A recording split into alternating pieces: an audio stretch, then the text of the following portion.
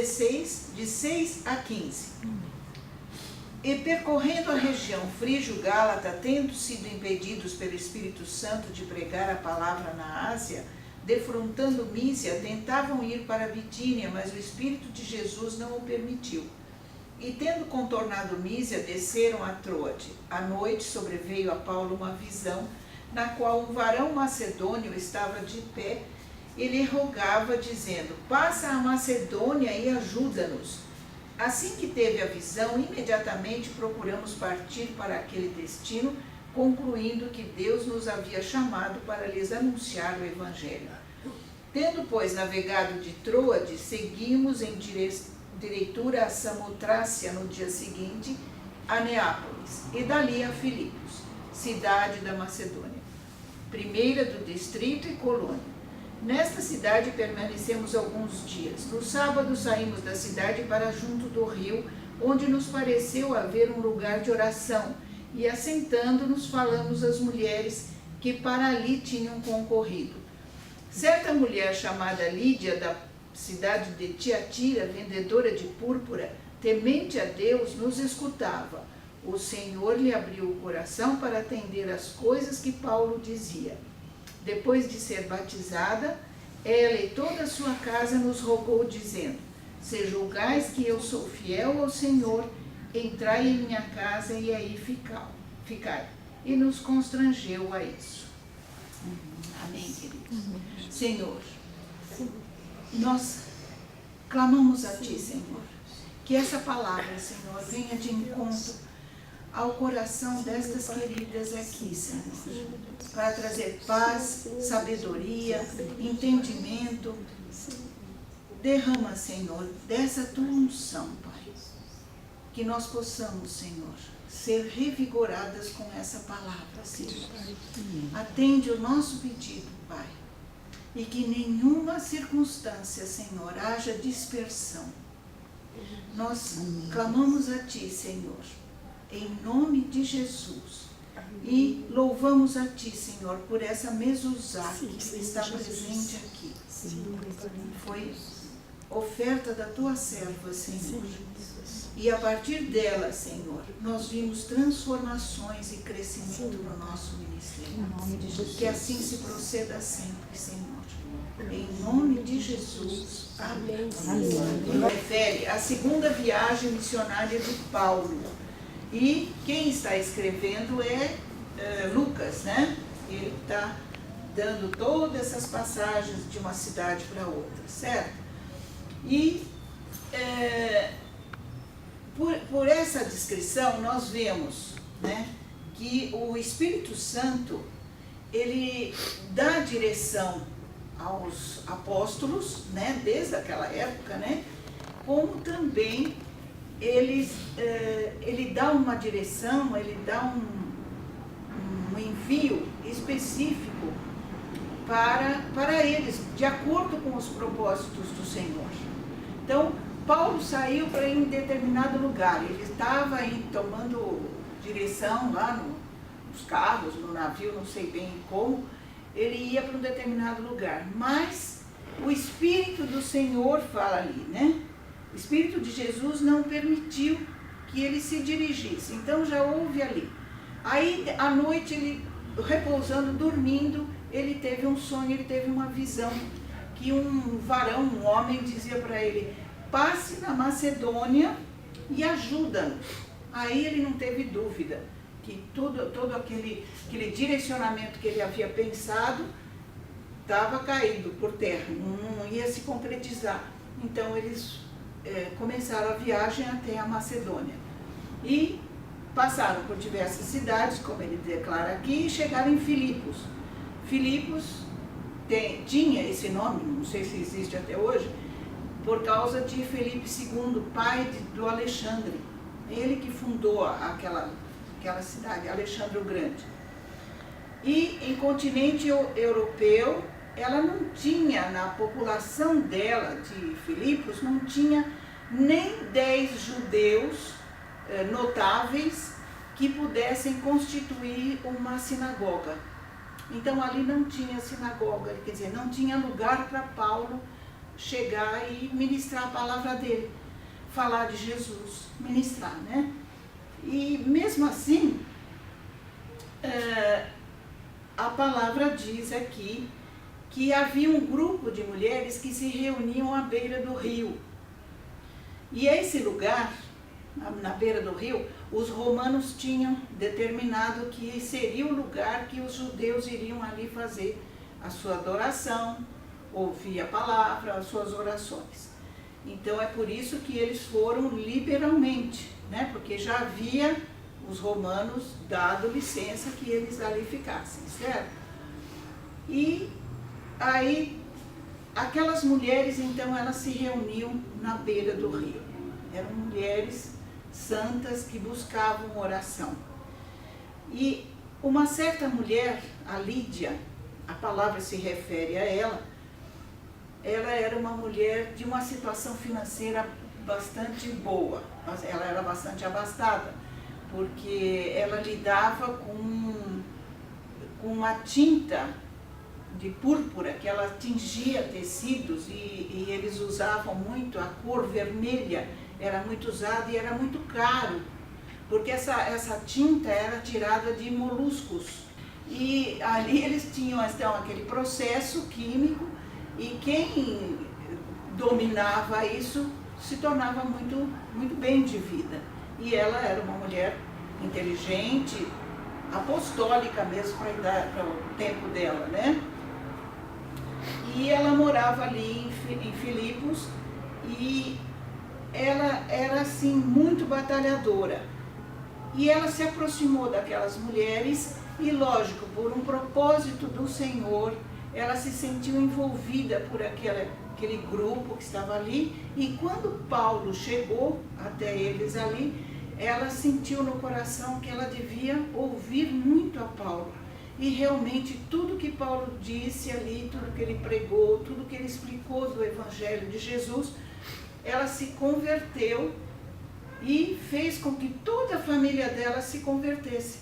E aí foi levada ao batismo e a família também. E a gente nota, né, que ela fez um paralelo na vida dela, né? Antes de se converter, ela era uma mulher rica, bem-sucedida, e a partir daquele momento ela dispôs tudo para o Senhor. O seu negócio, as suas posses, e ela então passou a pedir a convidar de uma maneira bastante insistente que Paulo ficasse na casa dela.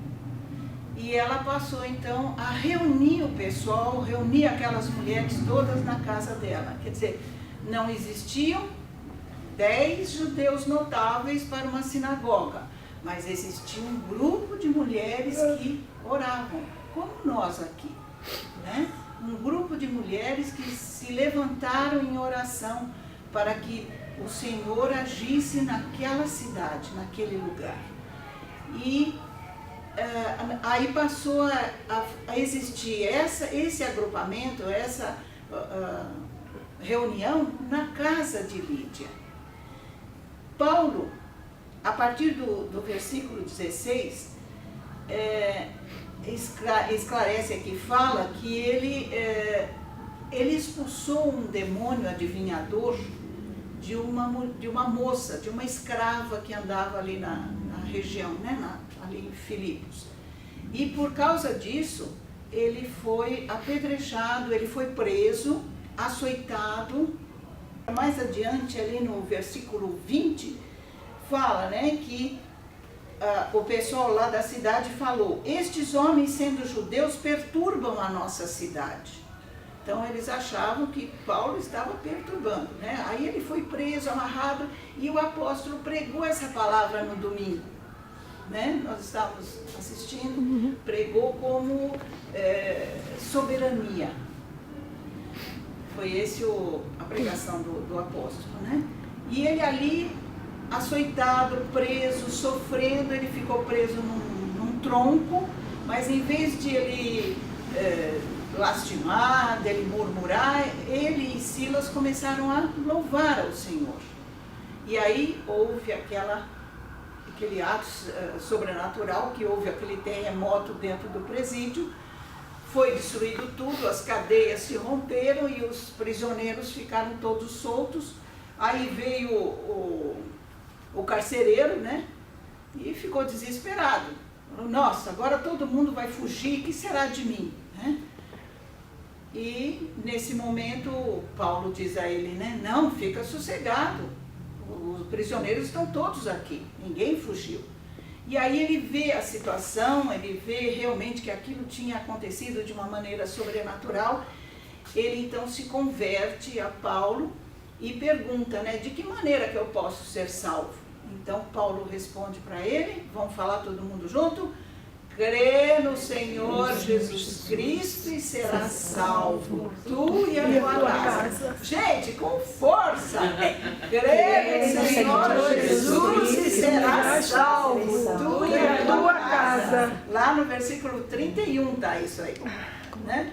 E aí, lá pelo versículo 35, os pretores vêm e querem, e dizem para Paulo, olha, você tá solto. Vai embora devagarinho e tal. E nisso tudo, a gente vê que Lídia deve ter tido uma atuação ali por detrás, porque ela era uma pessoa influente, uma pessoa rica, uma pessoa de proeminência, né? Ela devia conhecer altos figurões ali, né? E a gente percebe assim, a Bíblia não diz nada, ninguém comenta, mas a gente percebe que ela teve uma atuação. E aqueles pretores então mandaram que ele deveria ser solto.